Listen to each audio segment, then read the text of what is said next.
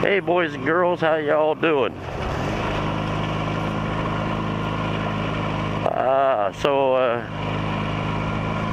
Got a good friend recently lost his dog, and made me start thinking about an old dog that I still miss after more than 20 years.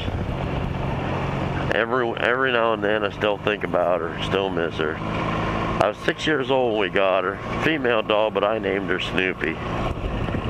Little toy fox terrier, short hair, little yappity dog, real overprotective, you know, one of those.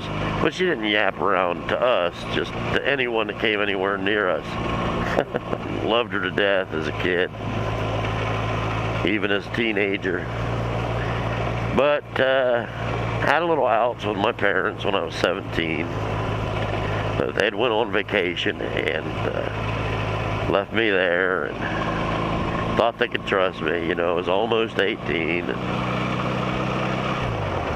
And they come back a day early and uh-oh, I'm there with my girlfriend. This girl they didn't like anyway. So it didn't go over very well, and my dad told me the next day, he stewed on it a while, and he said, hey, look, you're going to have to leave. Well, he says, you're going to have to get rid of that girlfriend, or you're going to have to leave. And I'm like, you can't make me get rid of my girlfriend. Screw you, I'm leaving. And I took paper grocery bags and packed pretty much everything I owned and had in them, and stuffed them in the back of my little Chevette and left. And me and that girl lived in that Chevette for about a year.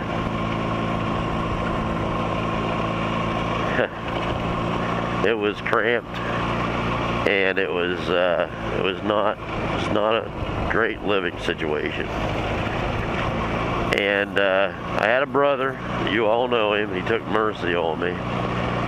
His wife was, not the wife he has now, a different wife. She's out of town, living with her dad for a while. And he takes mercy on me and says, well, while she's gone, you guys can come over here, you can use the tool shed as a bedroom, put a mattress in there. That way he don't have to hear me screwing her, because we were doing that constantly and he knew it. But then he goes to work and leaves the door unlocked. You know how John is, you know, really giving kind of guy. So we can go in, use the restroom, take a shower, get something to eat for breakfast or whatever, and start the day out. Whatever. And it was great of him. I still appreciate that. But once it got to a point where I wasn't trying to fight to not burn up in the summer and trying to fight to not freeze to death in the winter, I started thinking about, you know, my dog, and I was kind of missing my dog. I just wondered how she was doing and everything, and I asked John, and so as a favor, you know, John goes, gets the dog, and brings her back for a visit, you know, and once we have a visit, he's like, well, do you want me to take her back to Mom and Dad's, or keep her here? And, well, let's keep her here. She went crazy when she met up with us, and you know, I felt like going crazy too.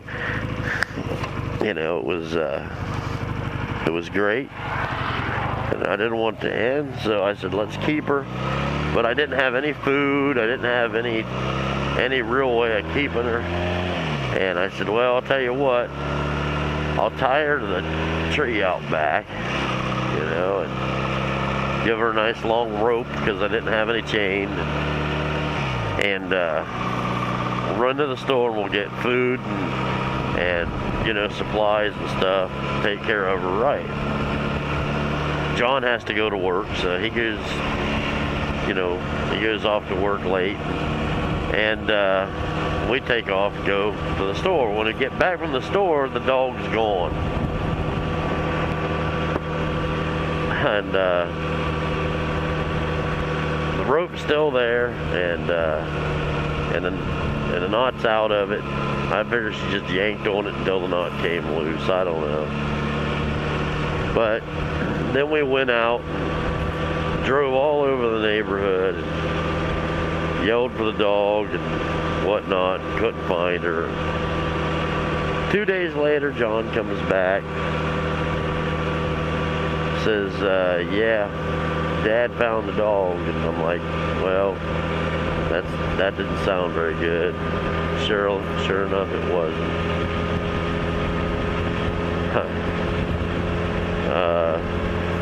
Where we were was, I don't know, 2.5 or 3 miles from Mom and Dad, all the way across town. And the dog, once she got loose, started walking back home. And made it almost all the way home, went across the street. And someone hit her. Killed her. And then I had more feelings of guilt than you'd ever think a guy would have over a dog getting run over, when I wasn't even the one that ran over her. But you know, that's the point where I started feeling guilty for leaving home the way I did. I started feeling guilty for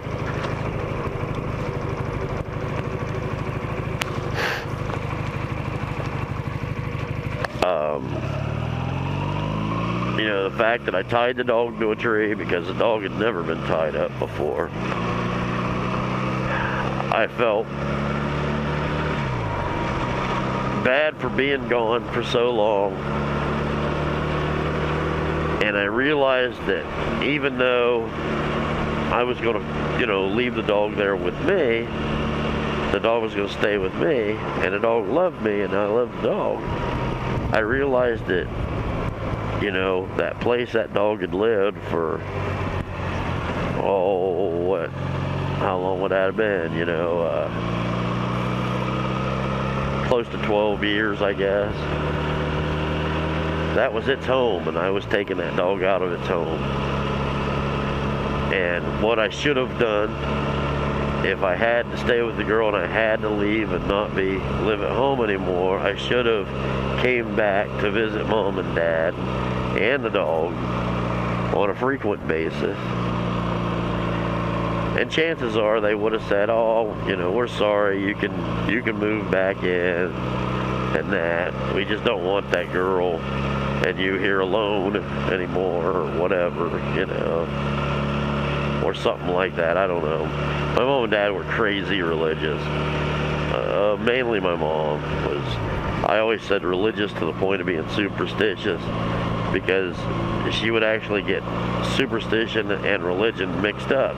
So she would just treat them both as if they were the same thing.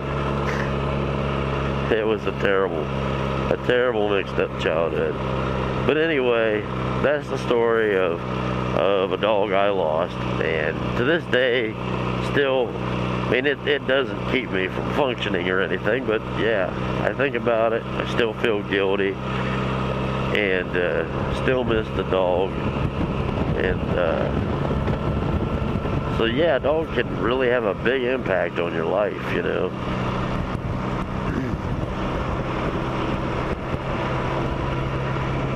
And I just want my buddy to know, who will probably watch this, is that I do understand, and I feel for you, and I'm there, I'm thinking about you, and you're not alone. So yeah, that's enough rambling on. Thanks for watching, and I'll see y'all next video. Bye bye.